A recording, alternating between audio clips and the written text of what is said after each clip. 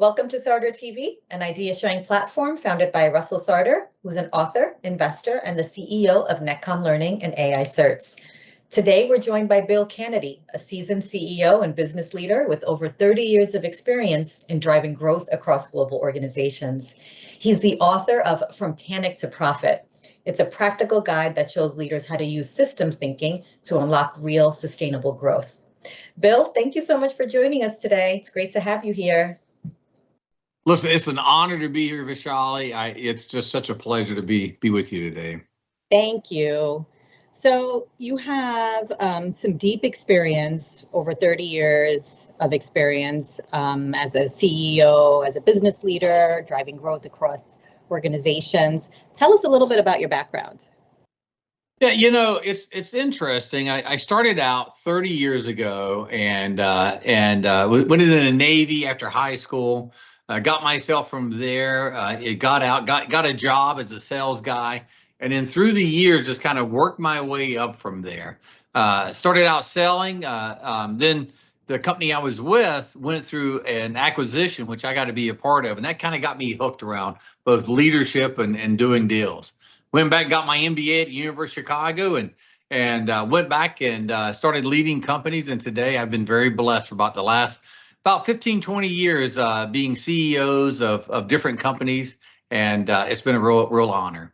Yeah, and so you wrote this book, From Panic to Profit. That's right. Tell us what inspired you to write this book and why now? A couple of things. So I had written my first book, which was called The 80/20 CEO. It was kind of the overview of the program that we put in. And then if you look at where we're at today with all the things that are going on in the world, look, there's always something crazy going on, but for sure we've got our own special mixture of it. Today is when you're looking at where am I going to go? And I think this book lays that out. It takes our process, applies it, and then gives you the implementation process that you'll go through over a couple of years. So, as you mentioned, your book sort of outlines this process and practices, and the name of the system, Profitable Growth Operating System, right?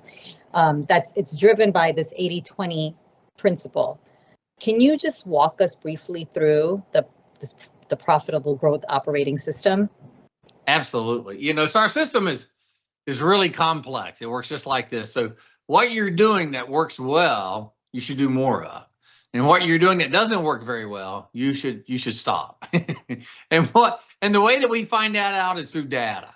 And so we come in, we look at the data of the company, we identify its top customers, its top products, and we start shifting resources from the areas that are not producing it. And it just so happens to be that about 20% of what we do contributes all the money that we make. And 80%, the other 80% of everything that we do actually doesn't add any value at all. It may be very interesting, it may be important to someone, but it's not driving the benefit that you need. So we just start with the data, segment it out, and then ask ourselves, how do we take better care of our key customers? How do we take and put the products in that they value the most? How do we make that available to them? That's really the heart of the model.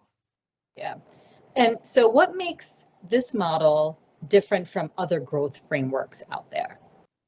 There's a lot of great growth frameworks out there. I think what makes ours different is really three things. First is fact-based. You start with the data. We can have all sorts of opinions. It doesn't really matter what they are. The data is the data. So it starts with the facts, right? It starts with that. The second piece around it is there's no surprises at all that are involved in this. You know where the money's being made, you know where it's not. You have to go and make those decisions from that. And then the third piece, I think this is the most important piece, and that is results matter. And what we've learned is that if you follow the model, you look at the data, you organize your company around that, you're going to get a better result. When a company is not performing well, it's because something's wrong. I mean, it's nothing no more complex than that. If we can examine it, understand it where it's at, we can actually make a difference.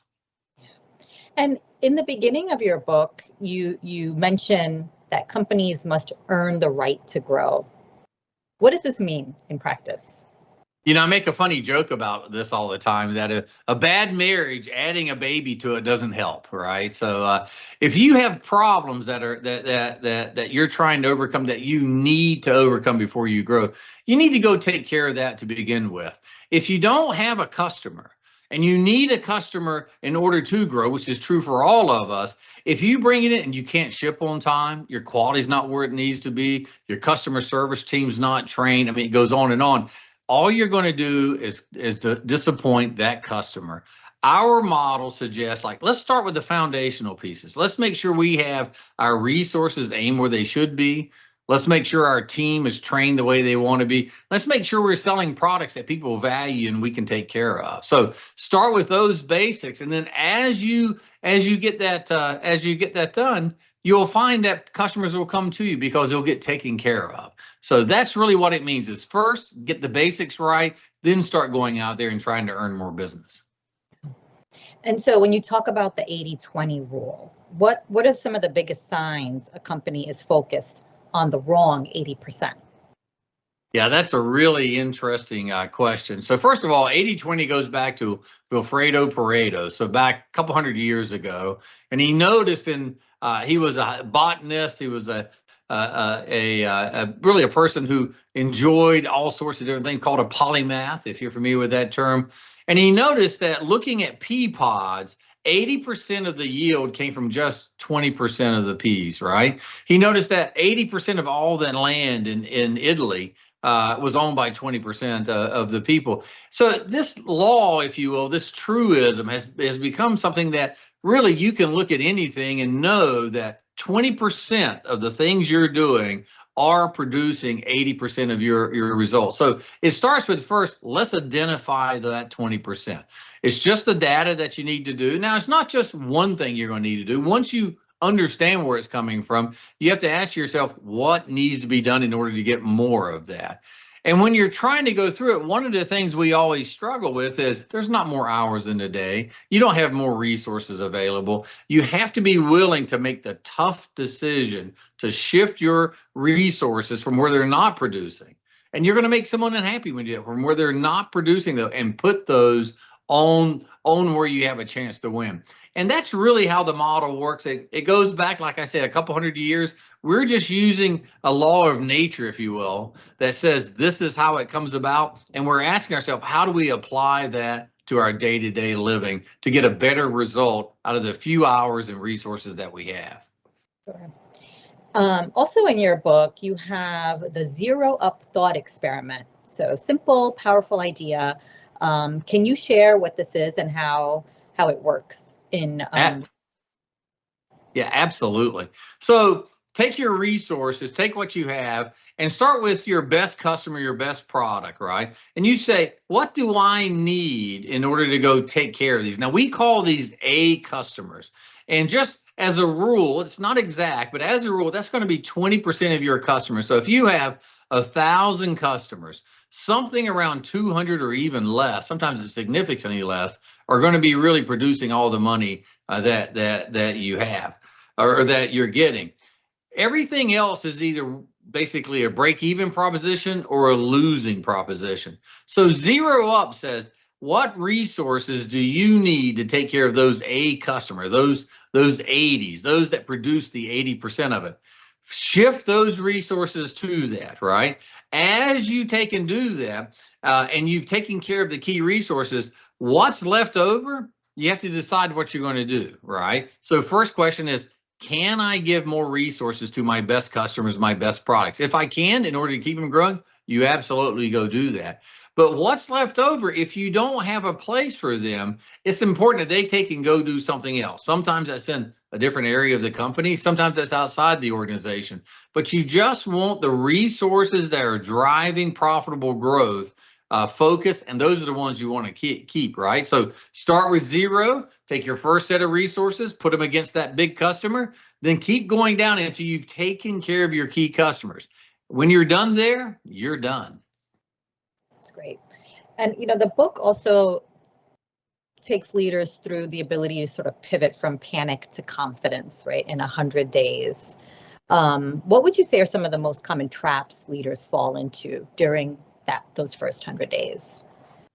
Well, you got to be able to live in the land of ambiguity, right? So we rarely ever have certainty. And what I say is you're going to be data driven, but are you going to know everything? Absolutely not. So if you know less than 20%, you're simply guessing. If you've waited till you've got 80% or more of the information, you probably have waited so long, you've been analysis by paralysis, right? So the first thing you've got to start with as a leader is get the data that you can, start working on where it makes sense. You don't have to know everything. As you grow along, you'll get more and more, and one door will open and another door will close. So this is the big things that leaders struggle with is they're waiting for the signs of perfection. They're waiting to know everything. They got to make sure everyone's aligned. That's not really true. As a leader, your first goal that you have to do is you have to set the goal, what good looks like. Typically, that's the number. So, and it's a from to. So today we're at 100, whatever 100 is, and we're going to go to 150. So maybe that's $100 to $150. How do I go get that $50, right? That's your big question. Where that comes from is your team. So your team is the one that's going to tell you what the strategy is and where it's going. Now, this is really important. Sometimes as a leader, we feel like we have to know everything. It's absolutely impossible. If you try to do that, you're going to start micromanaging your team. You're going to lose them. You set the goal, the team determines the strategy. Together, you'll find that path forward. That's where confidence starts coming in. That's where you start having hope. That's where you know you can get there. Is when you and your team are working together for a common goal. That's great. Can you take us through an example of a company that's implemented your system and saw some transformation? Yeah, absolutely. So I give you a couple. I'll give you one that one of the companies that I am still involved with, OTC Industrial, wonderful organization. When I came in, it was the height of the pandemic, and things were different. None of us had ever seen this before. Weren't really sure how we're going to do. So the interesting piece is you're in a vast unknown. Things are happening around us. We have no control, and our people aren't even coming to work anymore, right? We came in, we looked at the business, and we recognized a couple of things. First were, and you may remember, in fact, it still happens to us, debt and pricing and everything else was going crazy around the world. What was happening with us is we like to say we were a tribal company. In other words, our people had left the building. Many of them had quit, or if they hadn't quit, they maybe hadn't even told us, but they weren't working anymore. I show up where it's a great company. It's got great products, but people aren't in the office anymore. We're running out of cash, not immediately, but it's quickly happening to us. And we have to get aligned around what we're going to go do, right? So what do? We started with the basics. We pulled our data and we knew the first issue was we had a pricing problem. We had over 10% prices come in on us, and we had been able to only recover about half of that. The second piece that we knew we had an issue with people. We had to get people back to work, and that wasn't exactly easy on what was going to happen. The third piece was cash. We needed to keep cash coming into the building, right? So with those three ideas in mind, what we did is we assembled a pricing team. We started looking at it from that angle and said, what can we go do with it? The second piece was we got command and control of our cash. We knew where it was coming. We made sure it was being taken care of, and we started reaching back out to our people. With those three simple steps, almost immediately the business started turning around. That's great. So then how do leaders balance cutting some of the complexity that's needed for this while fostering innovation? Where's that? I tell you, that's got to be one of the hardest things to answer every time, but it turns out there's a way to deal with this. So the first way is take a look at where you are. It doesn't matter what you need and where you're going to be. Where are you today? What are the resources that you have? Now, the lifeblood of all our businesses, like many, are new products. And so the question from that is, how do I organize? So I took all my people that I had available and I put those on those products, those most important products. And we knew they were most important because we had the data to prove it. The people that were left over went to the second product, and so until we didn't have any more people left. And once we were out of people, we quit doing those products. We focused on what we could get done, because while it would have been really cool and interesting to do them all, we didn't have the resources, right? So we staffed what we could, and it was better to get one than it was to have 10 different products that were coming on. Absolutely. So let's shift a little bit to leadership and culture. You talk about how, every company needs three types of leaders to grow. Can you explain what those are and how they work together? Absolutely. So the three types it needs, this is every business. So the first one you need is a visionary. That's typically the CEO. That's the person who sets the goal of where are we going and how are we going to get there. All right. The second type of person that we need is an operator. Those are the people that run the day-to-day businesses. These are the presidents, the vice presidents. They're actually out there doing the do and making it happen. The third type of person that we need is what we call a prophet. And that's really the trainer. That's the expert in the process. A lot of time, that's an outside consultant who's going to come in and show you how to do it. Now, the key with the prophet, which is really, really important, the key with the prophet is you want to make sure that knowledge is being absorbed into your company and it's not simply something someone simply drops off a manual and says, go do it this way. You want to avoid leadership by bestseller, right? You want to have a good process with it. So visionary, where are we going? That's the person that loves that. Operator, they're the ones who are going to do the work to get there. And finally, the person who knows how to do it, right? That's the prophet. So these are the three types of leaders needed, right? What do That's those right. roles translate to in the organization? So for example, So go ahead. I was going to just say your visionary is your CEO. That's right. So a visionary is typically the person who looks at the strategy in the future and is thinking about what good looks like, right? How do we get there? There's a couple key pieces that visionary has to do. So first is they have to determine, is it possible? Do we have a balance sheet? Do we have a team that can actually get us there? Is our P&L successful to do it? Because the number one thing that the visionary has to make sure is we don't run out of money. You got to have cash to go do it, and you have to have a big enough balance sheet to accomplish whatever it is that you feel. So you're going to buy companies, you got to have the wherewithal to buy them. You're going to do organic growth, you got to make sure the company is set up for it. Now, an operator is the person that shows up every day and is reaching out and working with the customers, working on the operations. They're the people actually running the business. They're the unsung heroes, right? These are the folks that get up and make sure the donuts are made on time, the trucks are going out on time, all that you need with it. Those are the operators with it. And then the final one is a prophet, right? So a prophet is someone who's an expert, a subject matter expert. Sometimes they call them SMEs or SMEs, right? These are the folks that probably have a broad background, deep knowledge. It could be in lean, it could be in 80-20, acquisitions, whatever it is.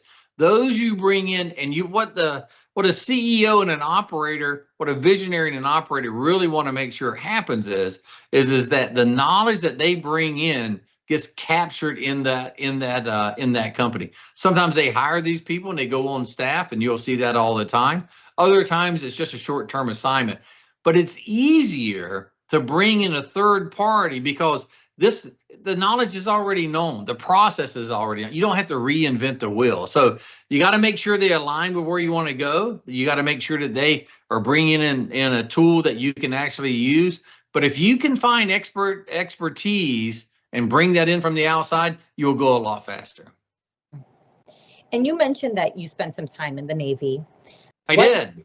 What lessons from your time in the Navy still shape your approach to business leadership today? Oh, so much. It's funny. I was a kid when I went in. I was 18 years old, and I hated it. I hated every second of it.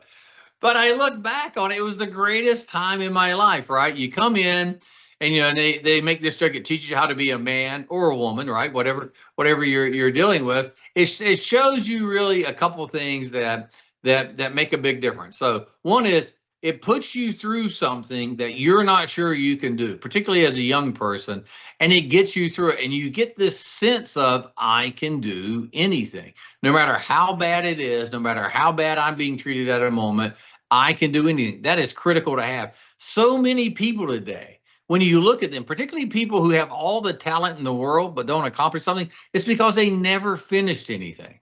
The Navy is going to make you finish something, right? And really any of the armed service. The second one is attention to detail. You always can tell someone that's been in the service because not only is their bed made well, right, but things are put away and squared away. They take care of people, and they treat people with dignity and respect because That's what we're taught. Not only did our moms teach it, but our company's commander did as well. And the third piece is it makes an adult out of you, right? It takes you out, takes you around the world, puts you in situations you've never been in before, but it gives you this safety net that you can't get anywhere else, because at the end of the day, no matter how silly you are and what bad decisions, up to a point, you get to come back at night. They still give you clothes to wear and food to eat and a place to live, right? So you can spend all your money, still go back to work on Monday morning. So it is truly a fantastic, honorable thing to do. You get to serve your country. It'll make you proud for the rest of your life. Sounds like an amazing experience. Yeah. And you've led companies with thousands of employees, billions in revenue. How do you keep the big picture, that growth strategy, sort of grounded in day-to-day execution in the day-to-day? It's really, as a visionary, as a CEO, it's important that I understand our goal and where we're going. It's important I own that. And the way I come up with it is I talk to my board, the investors, all the folks there on that side. On the other side, I've got our employees, the people who are running this business every day. And then in the middle, I've got our customers, our suppliers, all those, right? So at the end of the day, whether your job is you're a single entrepreneur out there, a founder making it happen every day, or you're running 10,000 employees all around the world, it's the same things. It's the same things we learned in kindergarten, right? Treat people with dignity and respect, show up, read the stuff they gave you, right? Do your homework, be prepared, and participate. God gave you 2 ears and 1 mouth, so talk a little bit less than we listen, and just try to take and do the right thing and move it forward. You take that and then combine that with a model, a way of doing things, and you can go out and conquer just about anything with it. The biggest piece of being a CEO, between being a single entrepreneur and being someone that leads a multi-thousand employees, you have to get results through others, right? Today, when it's yourself, you decide to do it, you pick up the phone, you make it happen. And when you're busy doing one thing, that means something else not getting done. When you're getting it and you're getting it across languages and cultures and everything else, you have to make sure that vision is getting out there. And what that really feels like, you got to tell it 10 times, 20 times, 100 times around the world so people can understand what it is. And if you make sure they know 2 things, one is your culture, so they know when to do something, like how we would do this. And the other one is the tools, so they know what to do it with, right? And I think the Navy and other militaries teach us that. I also think great companies teach you that. When and how to react, treat it like it's your own money. Don't do anything you'd be embarrassed for others to learn about. And then use the processes your company has. You can go a long ways with that. Yeah, it's great advice. What role does company culture play in executing the profitable growth operating system effectively? So many, right? It's, first of all, a lot of times, and I've seen this in organizations, whether you're the government or you're a tiny little organization, something in between, they just go, well, we're just going to wait this out. This is just one more flavor of the day, right? So your culture is going to decide how people embrace it. The second one is, you want a culture that has forgiveness in it. That's about being progress, not perfection. It's about lifting people up, not beating them down. And so when you bring in this thing, what you want is an environment that's welcoming, will embrace it, do the homework, and encourage each other and help. It's got to be a culture of abundance, a culture that gives back, not a culture that goes, what's in it for me and how is this going to help me? It has to be, we're in this together and we need to make it better for everyone. If you have that type of culture, you can accomplish anything. Yeah, that's great. Now, turning a little bit to AI and growth in the future, how do you see AI impacting some of the work that you're doing when it comes to the 80-20 principle in business operations, or even, this framework that you have, and how maybe AI tools get incorporated into segmenting data or, identifying the critical 20%? What are your thoughts? Yeah, that AI is, whether you like it or not, it is here and it's having a major impact. And we've really embraced it. So AI for us is doing everything that what used to take a lot of an admin work, like how do we put this data together and how do we use it to actually creating websites and building out things.